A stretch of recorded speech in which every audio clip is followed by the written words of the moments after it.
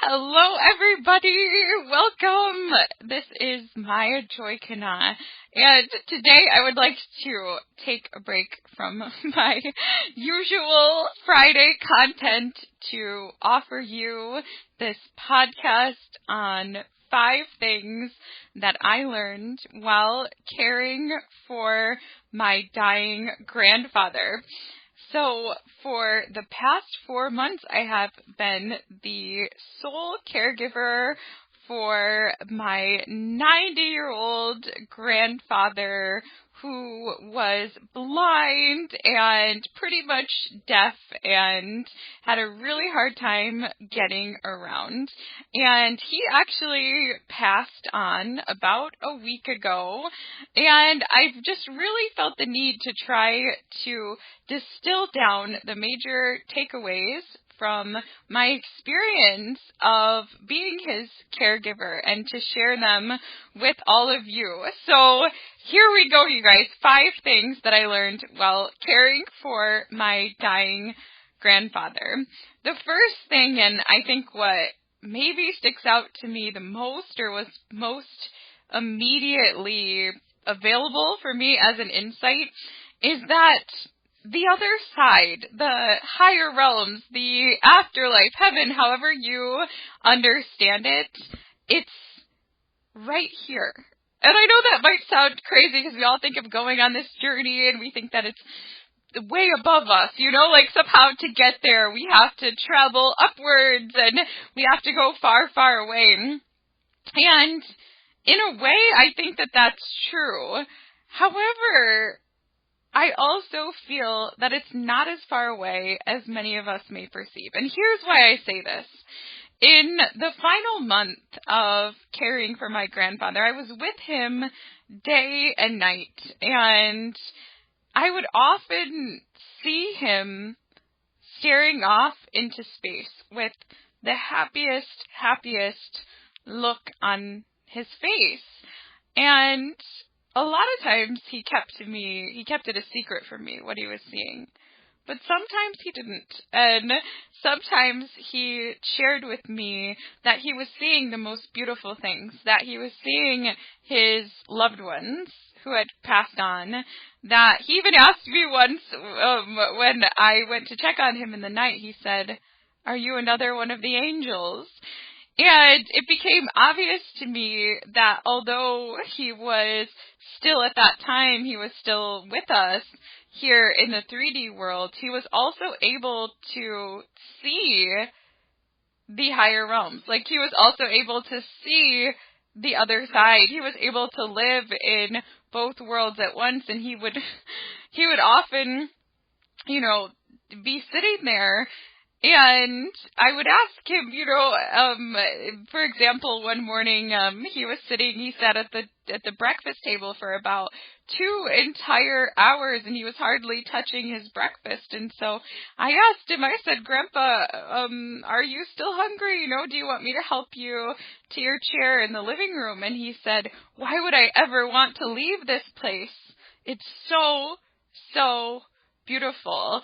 And so I knew in that moment that the other side is not so far away at all. And I know it's hard because when we're in these human bodies, we're not really supposed to perceive that other side, right? Like, this is our time to sort of deep dive into the earth plane and sort of practice what we've learned. And we're supposed to believe that what we see around us is real, and we're supposed to accept it as our reality during the time that we're here for our learning and growth. But it gave me comfort to know that, especially as end of life approaches, that the other side is literally it's just right there next to us. Like, it's just a sliver away from us, and that it comes near us as our time approaches. And I already had the belief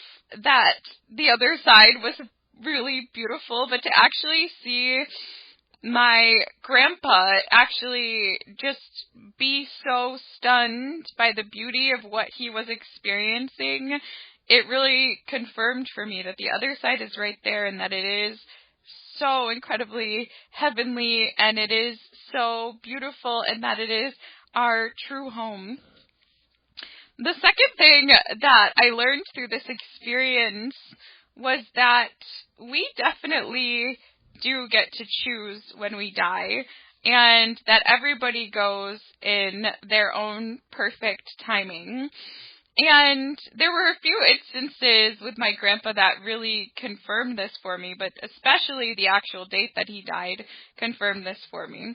But he would often say there, as we had our little life together there in the last couple of months, he would tell me, he would say, kid, there's really no reason for me to be here. Like, there's really no reason for me to be here. I've done everything that I want to do. He would tell me, I've said everything that I want to say. I don't even have the desire to even call anybody or even write a letter. I don't want to communicate with anybody. There's nothing here left for me to do. I have no reason to be alive.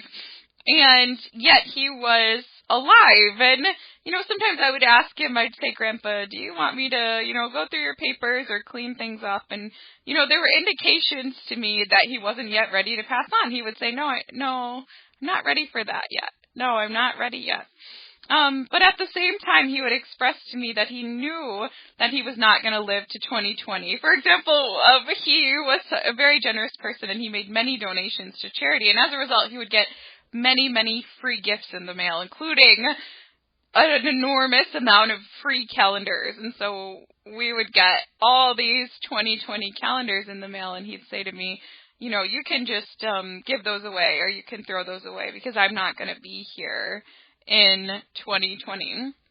And he also expressed he had a deep appreciation and love for nature and the natural world, and he was somebody who didn't really like winter so much. He loved summer and the beautiful fall colors, and he would often say the same thing about winter. He would say, well, I don't think I'll be here when the weather gets cold. And do you know what? The night that he passed was the night before or during which the first snowfall of the season happened.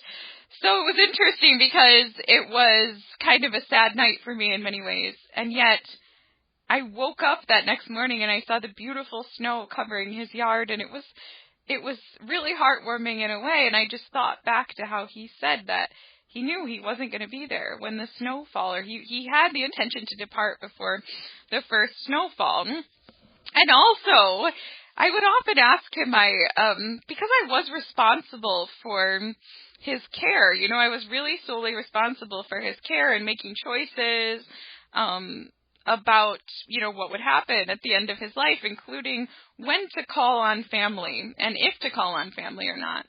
And he was somebody who knew that he really wanted to pass on in his home, and that's why I was there, to enable him to do that, because otherwise he would have been in a nursing home, which he really didn't want. And he was this fiercely independent man, perhaps the most independent sort of Aries. He was an Aries that I've ever met in my entire life. He was born on April 10th in 1929. And yeah, he was stubborn and independent, and, and yet I would ask him sometimes, I would say, well, Grandpa, when your time is coming to go to heaven, do you want your children to be here?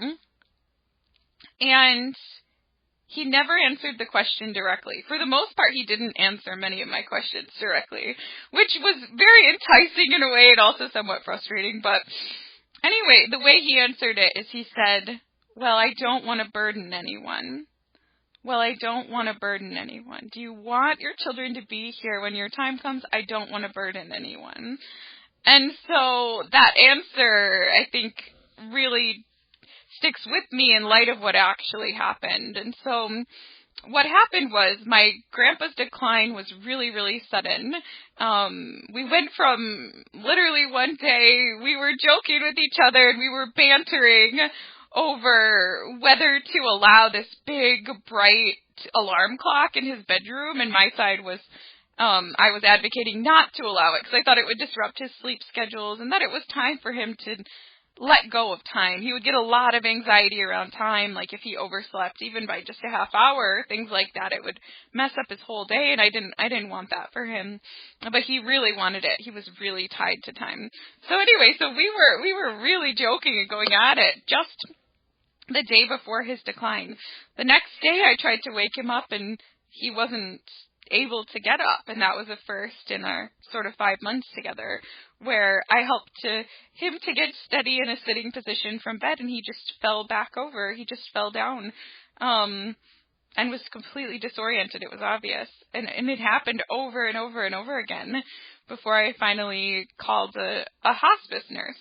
But anyway, my point in saying that is that his decline was very, very sudden. So that was that morning.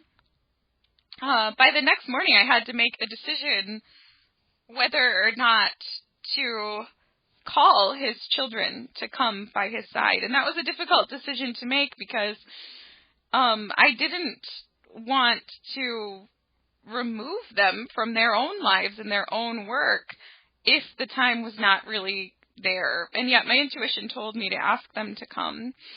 And his daughter, his first daughter came right away, his youngest, and then the middle daughter came, and the last daughter came that next day at about 9 o'clock.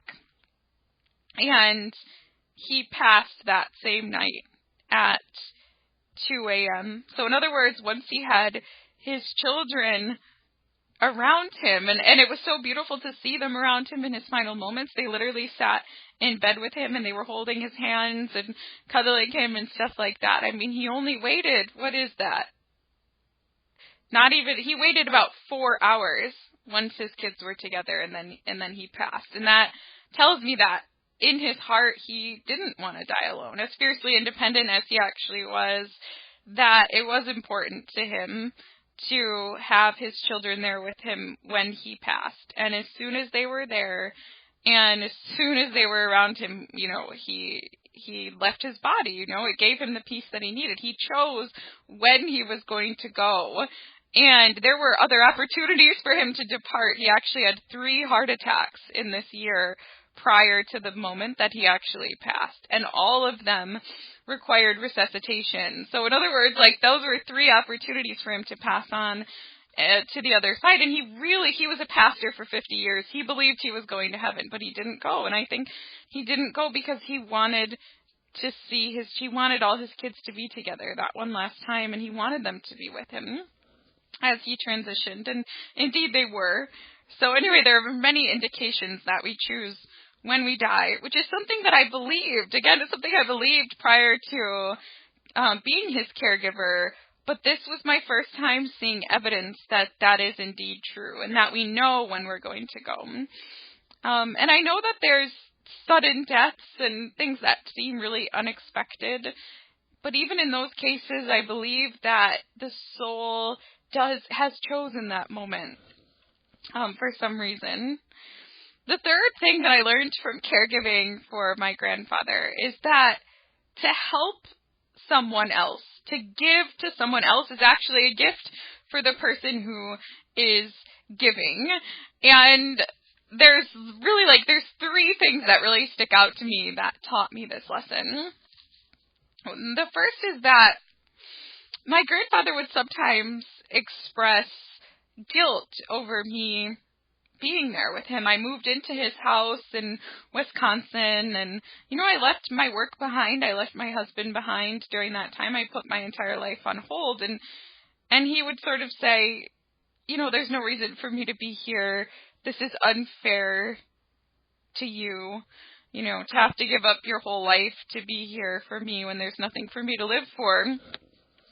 And I would try to tell him, I would say, no, Grandpa, this is a gift for me to be able to spend this time for you. And I'm learning and I'm growing so much from this experience. And maybe this is a topic for another podcast, but this is the greatest growth experience that I've maybe ever had, but certainly that I've had in many years. And I don't know if he believed me. I know he knows it now that he's on the other side. I don't know if he believed me that the gift was for me as much as he thought I was giving him a gift. in, helping him to be able to die at home and keeping him comfortable in his final days. I was the one that was receiving the gift through this experience. Another reason that I know that sort of helping other people is the gift for the person that's helping is because I got the opportunity to talk with my grandpa about the happiest moments of his life, and all of them revolved around him being able to be of service to others. And he would share with me that some of his happiest moments, or the one he was looking back on the most, were when he, as a pastor, actually took it upon himself to take youth, especially like troubled youth, on these retreats, and he would take them out like 12 at a time, just him, to like on camping adventures and stuff like that. And it was just out of the goodness of his heart. He was funding it himself, and he was hoping that somehow through the experience of the beauty of nature, etc., they would come to know like God's love. And yeah, it's so interesting because you would think, and maybe for those young people, maybe they look back at that as the best times of his life, but it's like this time where he went above and beyond to help others, and he did that very consistently throughout his life. Those were the times that were the happiest times for him, when he was able to serve others. He loved teaching and helping other people. And then, it made me think back on my own life and what some of my happiest memories might be if I was passing on. And indeed, they would be the times where I know that I made a difference in somebody else's life. And yeah, I just think it's so wonderful. And to know that we're really of service and to be able to extend our hand and our love to someone else really is a gift for us.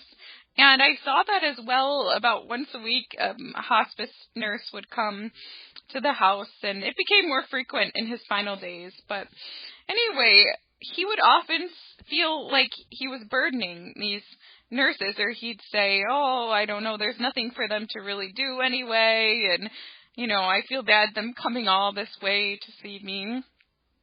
And I would tell him, I would say, Grandpa, they loved seeing you, and they loved seeing him. They really did. Like, they loved hearing his stories, and they were so happy, and they enjoyed his presence so much. He traveled all throughout the world, but especially Europe. And he actually, speaking of service to another, he took so many people on European tours, and he paid for their travel and everything, and he took them and those were some of his happiest memories too. And that was him helping another person. He really believed that we expand and we grow through travel, and so he gave that gift to others, and those being able to be the giver in that way were some of his happiest moments.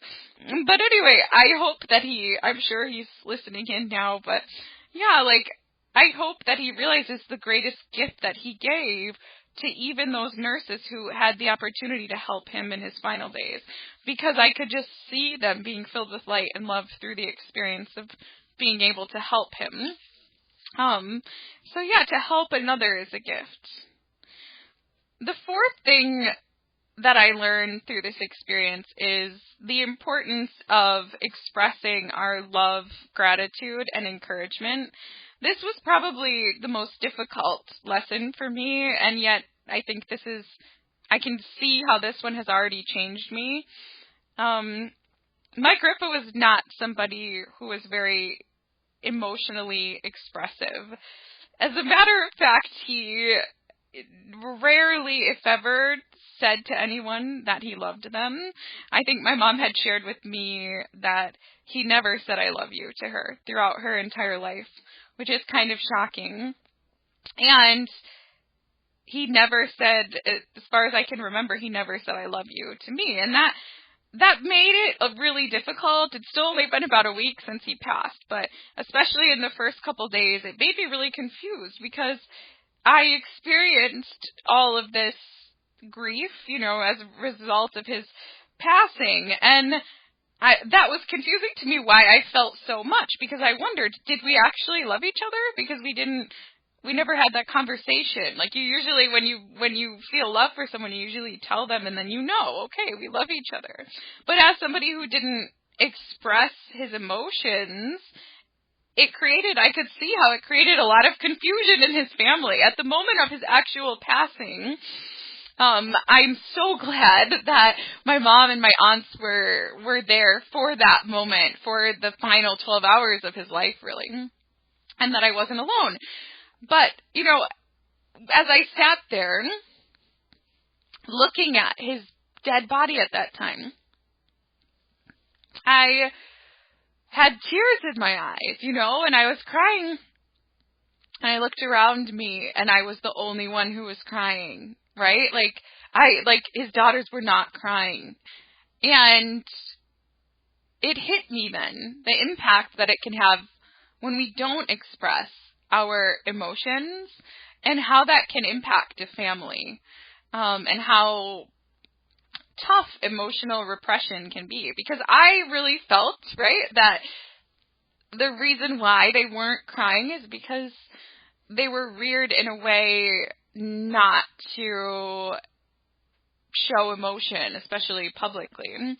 And anyway, but I don't want that to be the legacy of my grandfather, right? But what I do want to say is that in my own way, throughout my life, and I really saw it clearly in watching my mother after my grandpa's passing. She's a Virgo, and she has even North Node in the 6th house if you're into astrology, and she just went into work mode immediately. I did not see her shed a tear at all, right? She just was like, okay, we need to call this place, cancel this credit card, we need to call this family, and for 24 hours a day for the days following, she just can't, she didn't express any emotion. And I think that in a way that's a way to experience grief, but to me, I just sort of really craved in my heart, I really craved in my own heart just to see everybody just take a moment and allow themselves to actually feel their feelings, which really did not happen. But that was good for me because I have Chiron in Cancer, again, for anybody who's interested in astrology, and I realized through spending that time with my grandpa and seeing how emotionally repressed that he was, how I had been that same way throughout my own life. And how, for example, a lot of times when I did feel love for somebody, I didn't say, I love you. Because maybe it's family lineage stuff, but I just feel like it was passed down to me that love is something that you do or something that you show, but it's not something that needs to be talked about. And I think that can be really damaging. So anyway, I realized how important it is for us to express our love and gratitude and encouragement, and how important that is for healing. And I definitely believe that everything happens for a reason, but out of the whole process of caring for my grandpa in his final days, my greatest regret, I would say, is from the final day. I really felt guided, even knowing that he was somebody who wasn't comfortable speaking about love. And in his final day, he could not speak, but he could hear. There were indications that he could hear. And I felt strongly guided to say to Grandpa, to say to him, we love you. We're all here for you, and we love you. And you don't need to be afraid anymore. And, to say some healing words to him. And when I tried to say it, I left out the love part, right? And I just said, hey, Grandpa, we're here for you. All your children are here for you. And you don't need to be afraid. And we're going to support you and keep you comfortable for as long as you need. And I left out the love part, right? And I'm not ever going to leave out the love part again. And I want you guys all to know, all of my subscribers and everyone, that I do love you guys. And I feel love all the time in my heart, but I rarely talk about it. But I also learned the importance of not just expressing love, but also expressing gratitude and encouragement. Because there were times caring for my grandfather that were very, very trying, especially in the sort of last 6 weeks. I had to get up with him several times during the night and during the day. So it became a 24-hour-a-day sort of task. And that's challenging. And I was pretty much alone in doing it. And that's challenging, you know. And anybody who's been a caregiver probably understands. That was physically challenging as well because he was a 300-pound man and he wasn't really able to, like, walk or anything. I had to do a lot of lifting of him and stuff like that. And there were times where I felt so depleted that I really wondered, can I do this for another day? Am I going to be able to do this? And a lot of times, like, when I was at that point, and I think this was some sort of angelic intervention, but a lot of times when I was at that point, that's when he would express his gratitude. I think somewhere he knew, but he would say to me, he called me by my birth name, rather than by Maya. And so anyway, so he would say to me, Jessica, that's my birth name. You know, he called me Jessie, actually. He'd be like, you know, Jessie, you're doing a great job. And he was not a man to give a lot of compliments, but he'd be like, you're doing a great job. You're on top of everything. I literally don't have to think about anything anymore. Thank you. And, it was like, in those moments that he expressed his gratitude, it gave me, like, so much energy to continue. Like, I would literally go from feeling like, I don't know if I could do this to another day, to being like, I could do this forever. And so, it's like, expressing our gratitude is so important. Like, sometimes we just assume that people know that we love them, or we just assume that people know that we're grateful for what we do, what they have done for us, or we just assume that people don't need to be encouraged because they look strong or whatever, right? But that's not the case. Like, I just want to remind everyone that it matters. Like, to tell somebody that you love them matters. Like, and it's important for them. And that our brains question everything. And if we've never told somebody that we love them, even if we show it, like, they may not necessarily know. You know what I mean? And with, like, expressing our gratitude, it's such an easy thing to do, to tell somebody, I appreciate that you did this, or thank you for doing this. I feel like when we, especially those who are closest to us, we often take them for granted, or we get used to it, you know? Maybe you have a sister or something like that that always sends you a card on Valentine's Day, or your husband always takes out the trash and you just start to take it for granted. Maybe that person feels really depleted, but you can recharge their batteries by just saying, thank you, I appreciate this. It's amazing what that does energetically. And another thing, I thought of making this its own point, but I didn't want to make this 6 things that I learned from caring for my dying grandfather, because I thought 5 was a little bit more tidy. So anyway, but another thing that I learned in this sort of same category about expressing love and gratitude and encouragement is that we should take every opportunity that we can to express our love and gratitude and encouragement with those that we really do care about. And one thing that I saw evidence of that was a really big mirror for me was the way in which my grandfather's routines often got in the way of the family being able to make loving memories together. He was one of the most routinized men or people, really, that I've ever seen in my life. And so I adapted to his routines, right, for the past several months. And he believed, like, so strongly that breakfast was every day at 7:30, no matter what.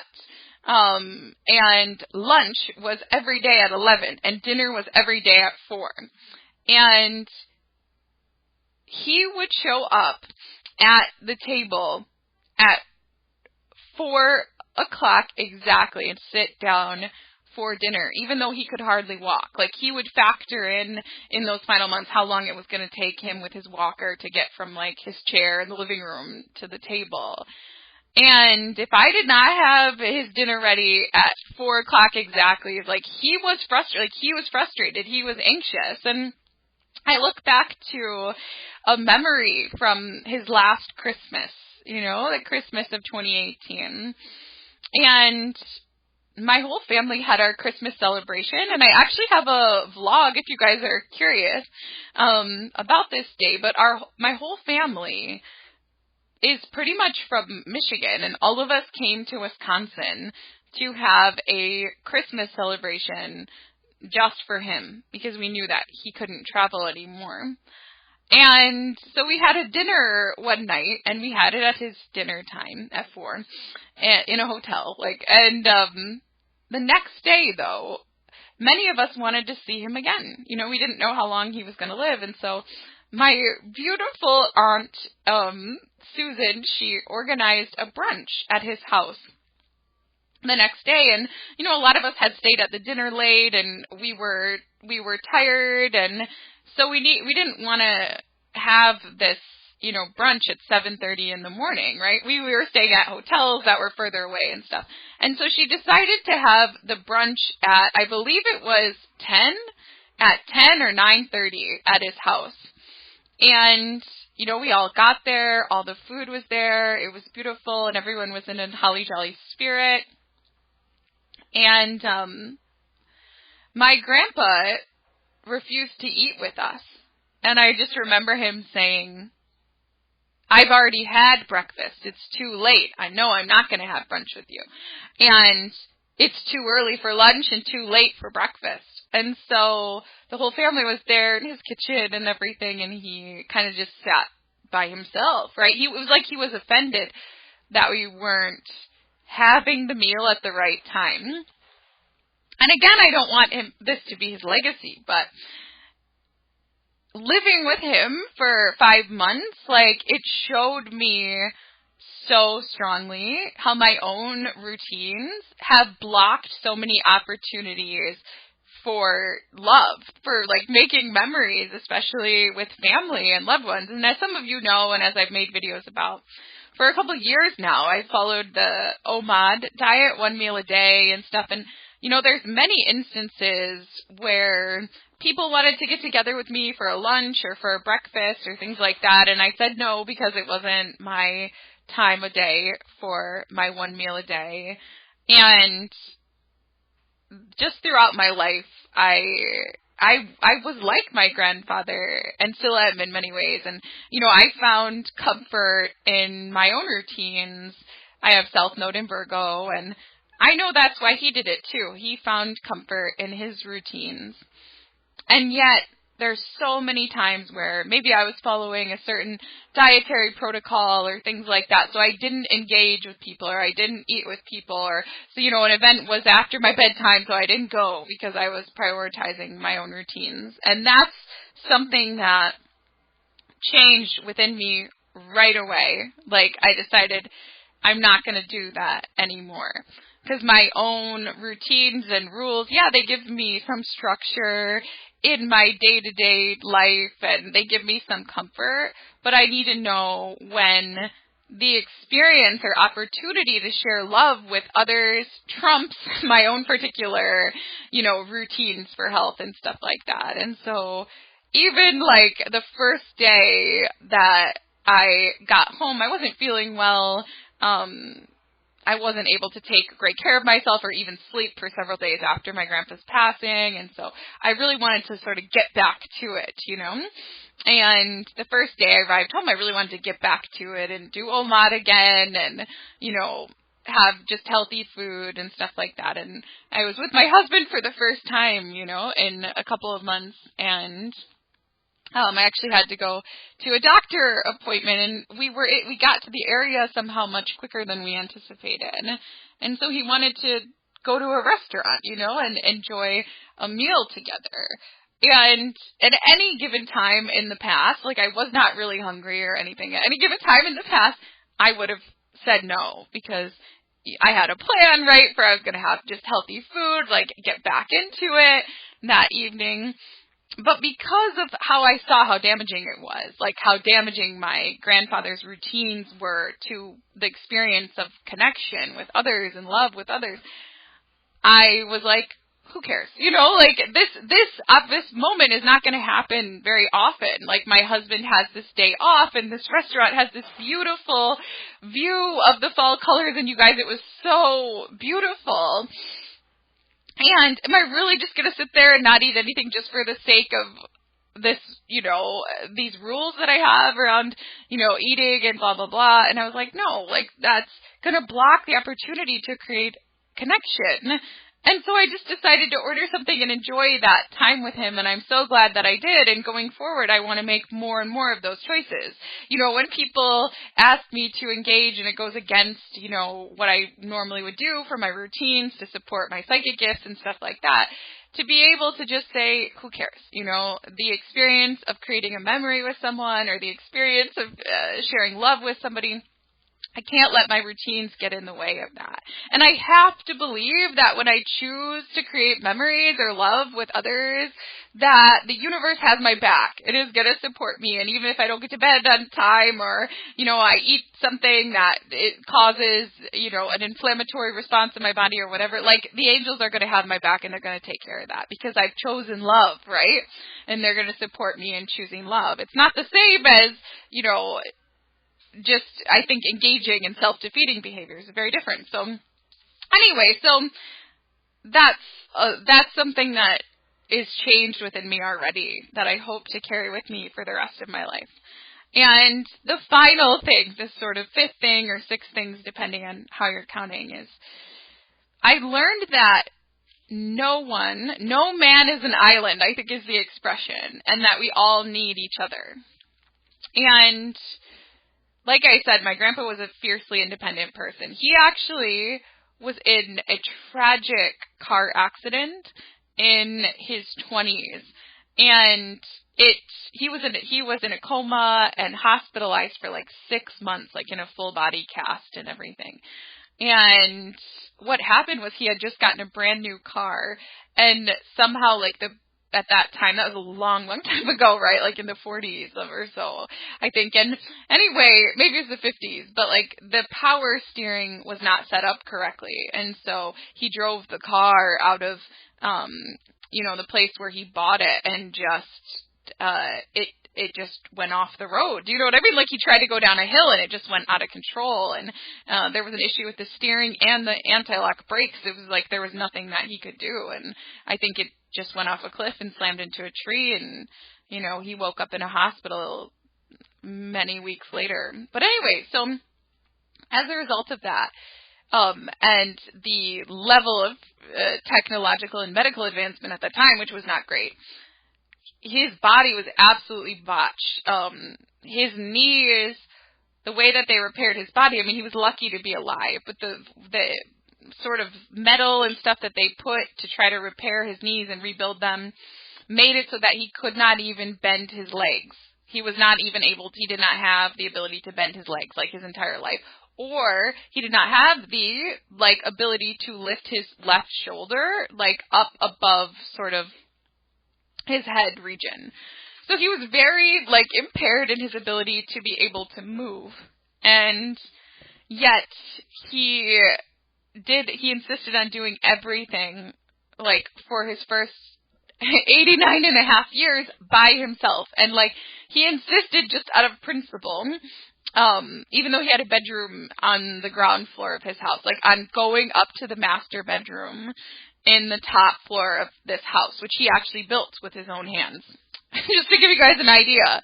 And he literally, installed a rope on the stairway so that he could pull himself up to his bedroom, because being independent was so important to him, and knowing that he could do it on his own was so important to him. And so his house was this sort of bizarre space where there was all these tools and stuff to enable him to do everything that he would need to do without ever having to ask anyone for help.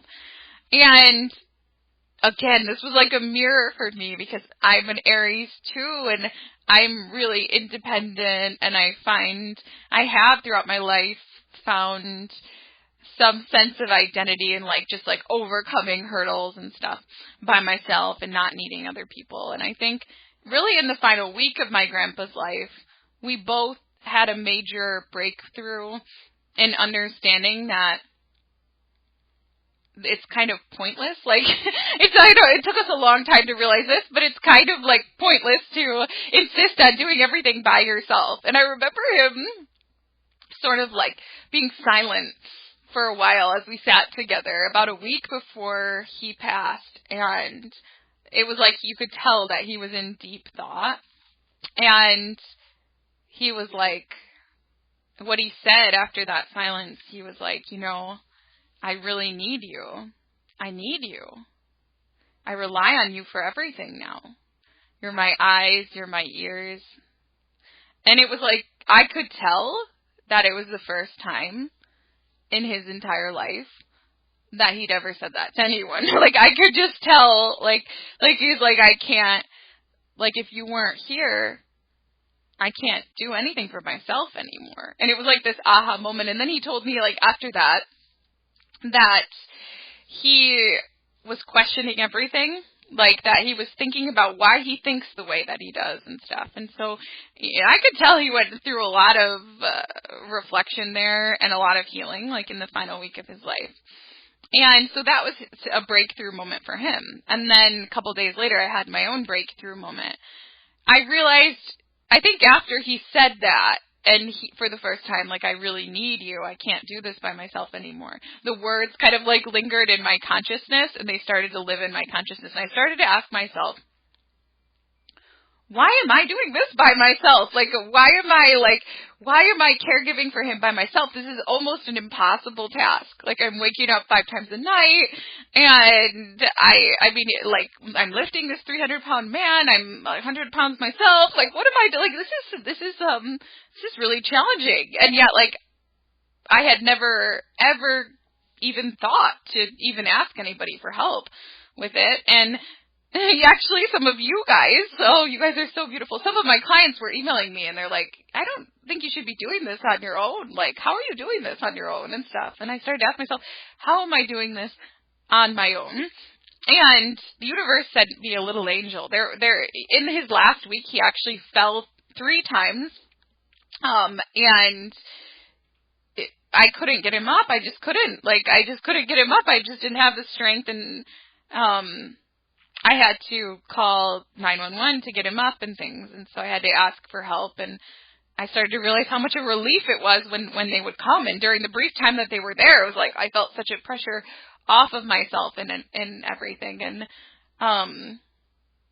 I started to think, what if I asked for help? And so finally, a couple days before he was passing, it was the middle of the night, and I just felt like overwhelmed, and he was in pain. I didn't know what to do, and I didn't want to I didn't feel like I had the right to give him medication besides what he was prescribed and stuff, and so I didn't know what to do. And so I called for a nurse, and I didn't even know until that time that his nurses were available 24/7. I didn't even know. But I just tried calling, and sure enough, there was a night nurse, and her name was Deborah. And Deborah was like a little angel to me. I'm so thankful for her. And one of the things that she said to me that night is, I remember her coming in. It was the first time we ever met, and it was like midnight or so, and we were sitting at my grandpa's bedside, and she said, are you doing this alone? And I was like, yeah, Deborah, I am. And she said, not anymore. And, like, in that moment, I felt like my entire body just, like, released this tremendous pressure, and, like, I just got tears in my eyes. And she's like, you are never going to be alone with him again. This is more than any one person can handle. And from now on, like, there's going to be nurses coming here, like, 3-4 times a day. You're never going to be alone in this again. And I realized, right, like, we all need each other. Like, no matter how independent that you are, no matter how Aries that you are, it doesn't matter. Like, we need each other. Like, that's why other people are here. Like, that's why we're not on Earth alone. And I know for many people, that's going to be really obvious. And you're probably like, okay, Maya, all these insights were so obvious. But I don't know, it had, like, a really profound, like, effect on me to realize that, like, asking for help is not a sign of weakness. And my South Node is in the first house, or so if you know about astrology, you'll know what that means. But even if you don't, like, I don't know, like, from the time that I was really little, I took such great pride, and I saw it in my grandpa too, taking such great pride in, like, getting through all my life challenges on my own. And I think there's so many times that like I exerted so much unnecessary energy in order to do that when I could have just called and said, this is a lot for me. Can you help me? And now that I realize that like helping others is a gift for that person, I'm going to start asking for help a lot more when I really am overwhelmed instead of just bearing it like my grandpa did. Who knows what he went through in the last several years of his life as his vision went and stuff. Who knows the challenges that he went through during that time without support before I got there. And a lot of them were probably just unnecessary. And so, I just have this takeaway that it's like, it's not a sign of weakness to ask for help. If you're stuck in your life right now, if you're not feeling good, if you don't know what to do, ask somebody for help. Ask for help. Because for me, the experience completely changed as soon as I asked for help. And the help that I received, it was so beautiful and so amazing. And I don't know what I would have done in those last couple of days without those nurses being there. I needed their input, if nothing else. It's not even what they did just as much as their presence being there. I needed somebody else there with me. And it was so healing for me to hear from those nurses, this is really challenging, and you're doing a good job. That was so healing for me. I needed somebody else to be there. And the experience of asking for help was not a defeat in any way. It was a victory for me, and it was a triumph for me, which is not what I expected at all. But yeah, no man's an island. There's no reason for there's so many people in this world that want to help, and who can grow from the experience of helping another person. And help is always there for you, both from the angelic realm and I think when we call on the angels or our guides and we say, I'm stuck, I need help, please send me someone, they'll send us someone. But whatever you're facing, just know that you don't need to face it alone. There's help around you, and the experience of helping others is often they represent some of the most enriching experiences for our soul. So anyway, you guys, this has gone on I wanted this to be a 15-minute podcast, and here we are almost 50 minutes later. But I hope that for whoever's managed to listen to all of this, that you've taken something away from it. And I want to thank you guys all for giving me the opportunity to be able to talk some of this out. Of course, this is really helpful for my own healing as well, to try to process through what this experience has been. And yeah, I'm taking a little bit of time off. You guys will see there wasn't a video last week, and this week's video is an audio presentation, not really a video. And so I'm taking some time off to just process through my own grief and things. But I just want to say I'm so happy now to be back home. I'm back home now in my home office, and to be a more mature person and to have grown in this way, because I think from this new place of these insights that I'm coming to embody now, I can be of greater service to all of you, and I'm excited as I process through this experience to share with all of you more of what I've learned. So thank you for being there. Thank you for giving me an audience, and thank you for all of you who are so receptive to your own growth process. So yes, you guys, I hope you have the most wonderful day, and, I just want to send you all my love and encouragement for your beautiful journeys. Thank you for listening. If you liked this, God bless you if you liked this, do feel free to come back any Friday for more videos here on the Maya's Dream channel. So thank you again. Much love to all of you, and namaste.